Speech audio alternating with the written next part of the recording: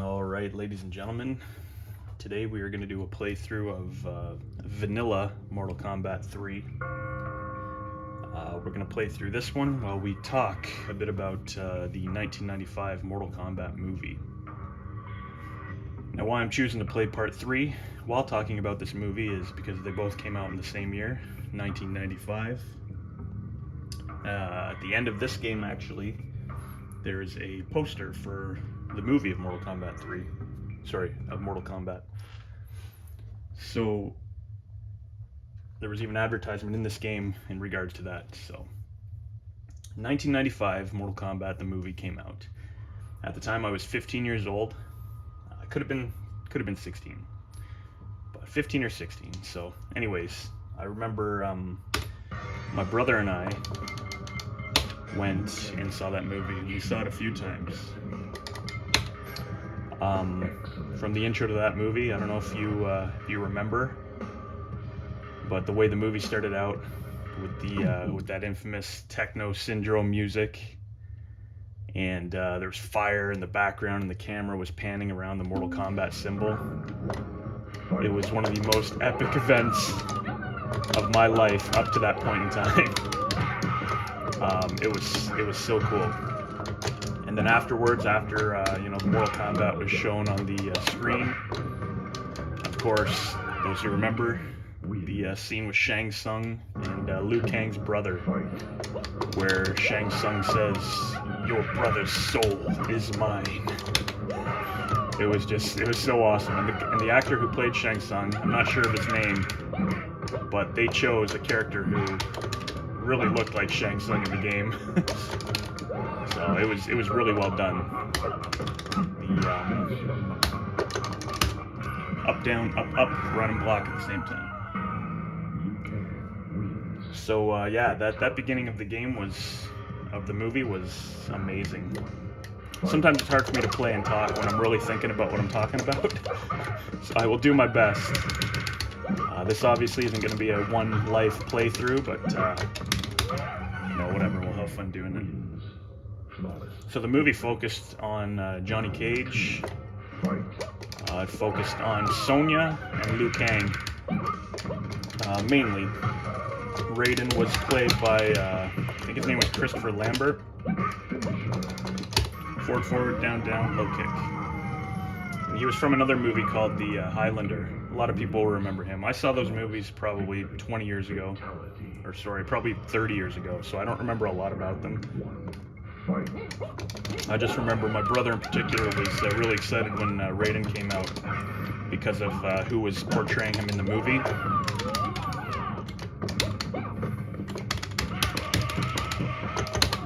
Toasty! So the guy who played Johnny Cage, I think his name is Lyndon Ashby. I've only ever seen him.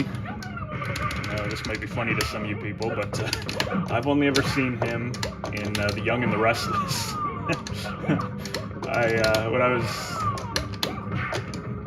early adult, I watched it. I watched it with the ex-wife for a couple years. I think I went 4 years into it, but when he showed up in that show, I was like, "Hey, it's Johnny Cage." But anyways, and the girl who played Sonya, I can't remember her name off the top. Bridget Nelson or Bridget Wilson. Anyways, she was in the Adam Sandler movie, Billy Madison. That's where I remembered her from. So, anyways, on to the movie. There was so much good about this. I thought the costumes in it were really cool.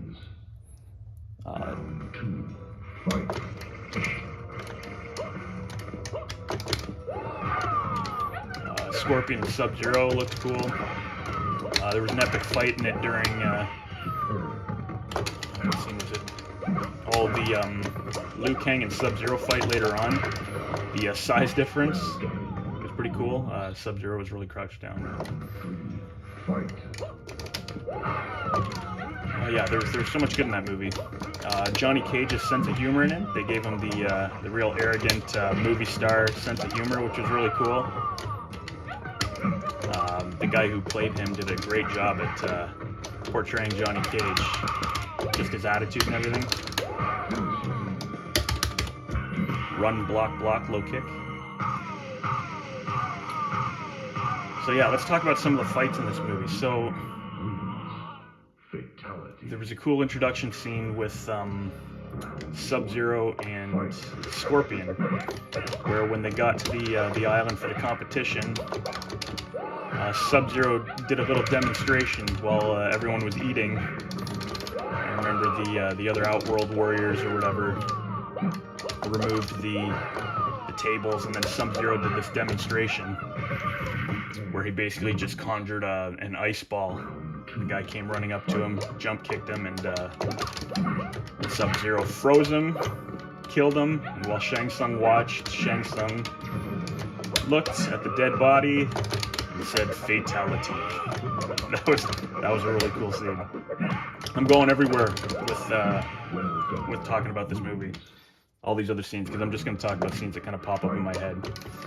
But the first time you see Sonya, you see the silhouette of Kano in the back, where he's kind of watching her. I think Sonya's in like a nightclub or whatever with like a shotgun. It was a pretty cool scene. What was I going to mention about that? Oh, I was going to mention so Jax was in that scene too. And Jax was in the movie for like, what, 30 seconds? And he didn't say much. He basically just cried for Sonya to come back instead of going on the ship that led them to the tournament. And so, yeah, so Jax wasn't a part of this movie. But anyways, let's get back into the fights. So, of course, there was an epic scene of Sonya fighting Kano. And I remember thinking, are they going to throw in Sonya's leg grab in this fight? And sure enough, they did. And it was awesome. One thing I remember about that scene was when Sonya had her legs wrapped around Kano to throw him. I remember thinking her boobs were hanging out. So if you watch that scene, you'll know what I'm talking about. But unfortunately, and I mean, I'm gonna talk, there's no spoilers here because the movie's been out for 35 years or whatever. But when Sonya wins, you know, that's it for Kano. So yeah, that fight scene was pretty cool. Liu Kang had a few epic fights in this movie. Definitely the one against Sub-Zero. I think the fight that everybody remembers most with Liu Kang was the infamous Liu Kang and Reptile battle when he gets to the Outworld. And that fight was awesome. So when they're in the Outworld and Reptile is in that statue, Liu Kang senses that he's there. And then you hear the voice clip from Mortal Kombat 2 of Shao Kahn say, "Reptile." And then that awesome techno music starts.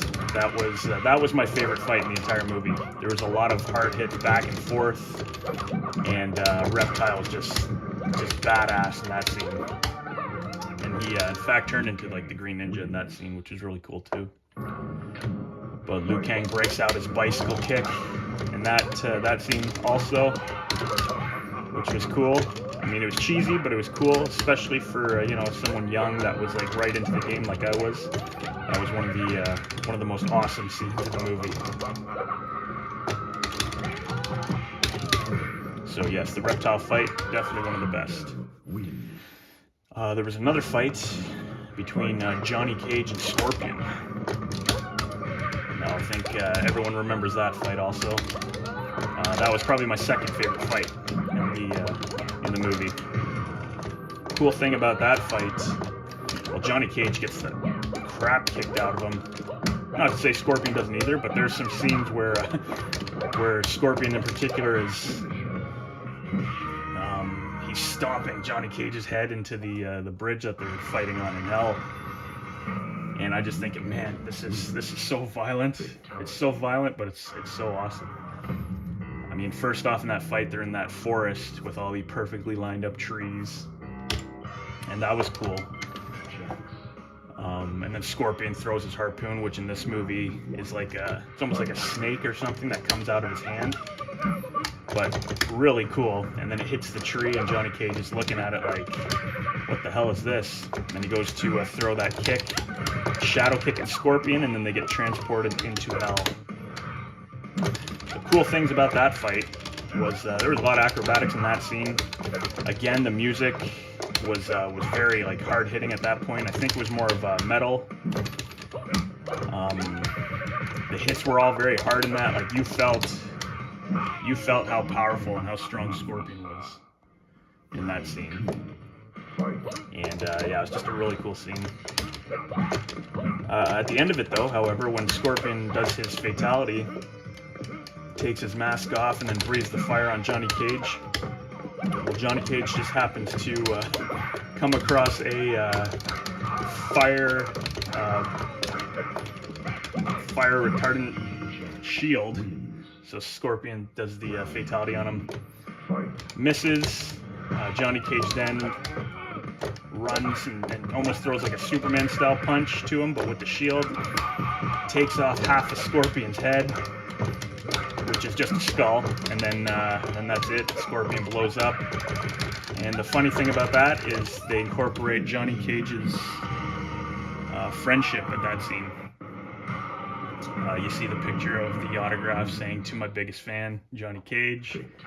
And so I thought that was awesome because having played the game a million times, I knew exactly what they were doing with that. So yeah, that was really cool.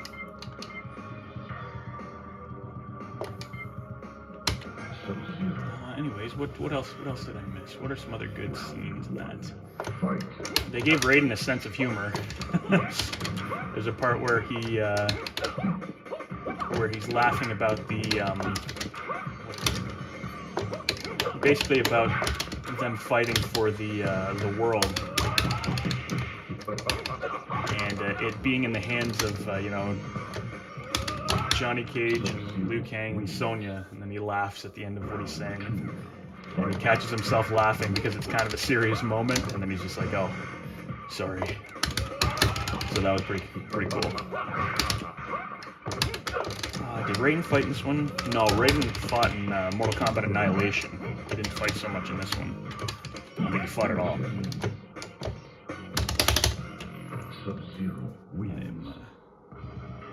I'm trying to pay attention to both while thinking of the movie too. But anyways, what other battles am I missing in this one?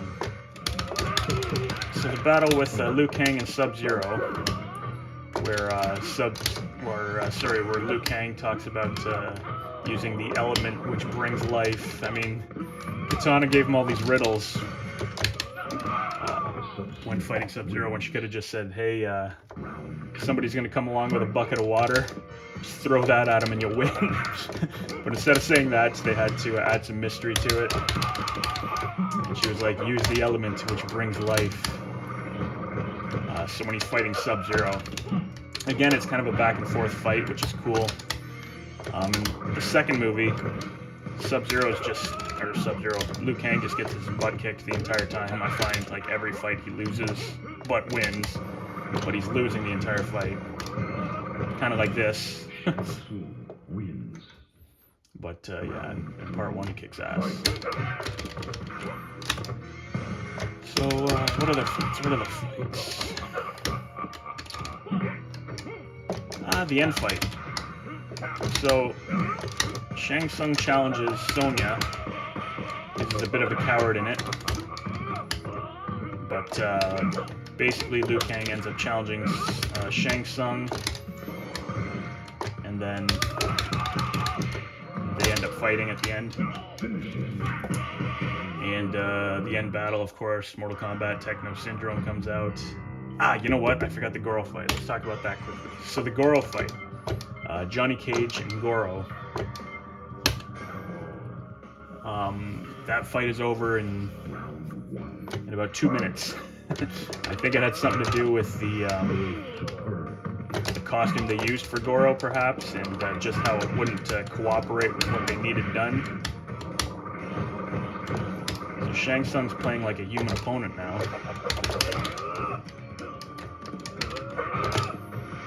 But basically, you know, Johnny Cage makes him chase him up onto the edge of that mountain, and then he does his doesn't do his nut punch before that. Oh, you know what? He does do the nut punch before that.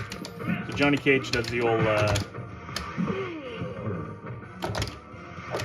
Van Damme split nut punch, and and Goro you know, cowers while covering his nuts because it hurt. But Johnny Cage did that because of the Goro stepping on his sunglasses and crushing them, and that pissed off Johnny Cage. So that's kind of funny. But then, yeah, he follows him up to the top of the mountain, and Johnny Cage insults him, and then basically kicks him off, and that's it. And melody. So yeah, that scene was pretty cool. I was hoping that that fight would have been a little longer, but you know, it wasn't, and it was fine. It still worked. It was still a really cool scene. But yeah, anyways, final battle: Liu Kang, Shang Tsung. The epic Mortal Kombat techno music came on for that fight. And, you know, they kind of go back and forth.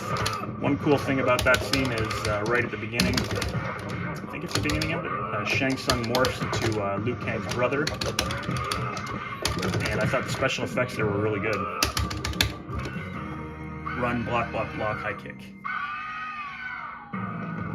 And yeah, the special effects for the morphing were really cool at that scene, so that was neat. But then he turns back into Shang Tsung, says to Liu Kang, "You're mine." They fight, and ultimately Liu Kang wins.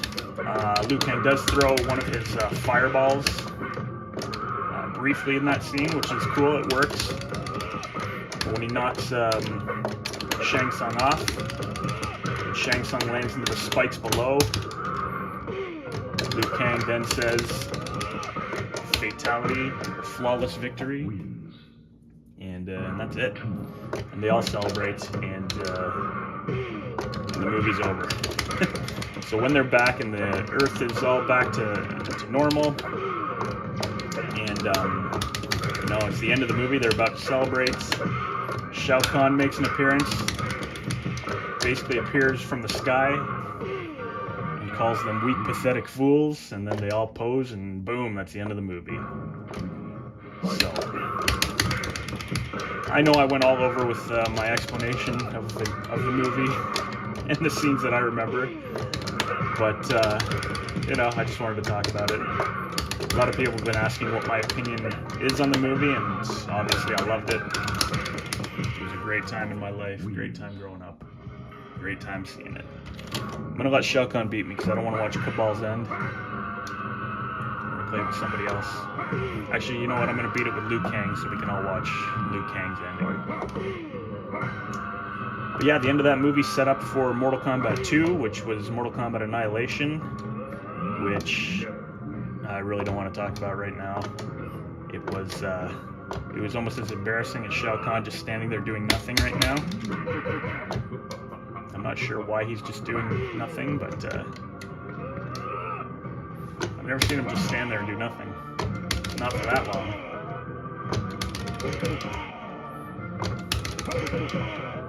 But anyways, there was my brief review of the movie. I did talk a lot during, and I know I missed a lot of scenes that people are probably thinking of, or like, how could you forget about this scene or that scene, but it's hard doing both sometimes. So anyways, here we go. Shao Kahn, the battle with Shao Kahn at the end of this is usually pretty easy. In vanilla Mortal Kombat, this one is called, I know I said it's easy and he just destroyed me, but overall it's not too bad. You just kind of block low.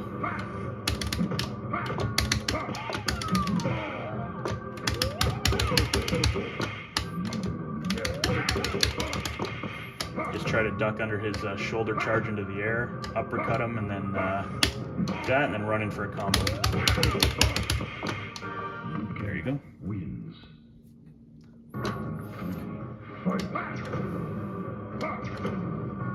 So like I said, MK1, the movie, came out when this game came out. So we had already been familiar with friendships, babalities, animalities, and all that stuff. They actually introduced animalities into the second movie, Mortal Kombat Annihilation, which was kind of embarrassing, to be honest. That's a topic for another video, I guess. But yeah, that was a tough one to stomach, watching it later on in life. But even when it came out and I did watch it, I mean, I loved it just because of the Mortal Kombat characters. But I mean, it was pretty darn cheesy. So, anyways, thank you for listening to my banter today. We can finish off with Liu Kang's finishing here. Yeah, it was just some of my memories in regards to the movie. What I forgot to say was the second time I went and saw the movie in the theater, my brother had already bought the soundtrack on CD. And we used to always love going to Laser Quest downtown here. Afterwards, we went to Laser Quest and played a few games, and the owner of Laser Quest actually let us put the music CD in, because there were a lot of great tunes on there. KMFDM, Juke Joint Jezebel, Mortal Kombat, Techno Syndrome. A lot of good songs, a lot of good tracks. So playing Laser Quest while the soundtrack was in the back, it was awesome. These rounds were they were like 20-minute rounds, 20-minute games. I think we played 3 or 4 games that day. Yeah, it was so much fun. Such good memories. So I hope everyone watching has good memories in regards to the movie and when it came out also, because those are good times in life. I love revisiting it in my mind, and every time I play these games, I love revisiting it.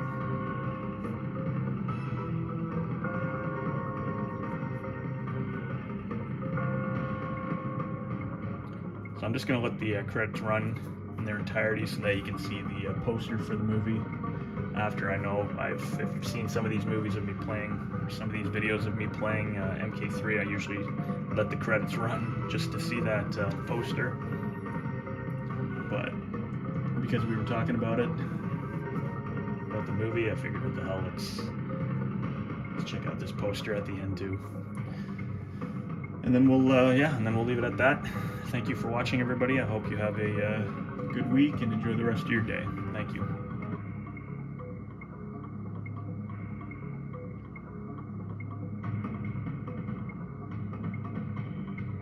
There it is.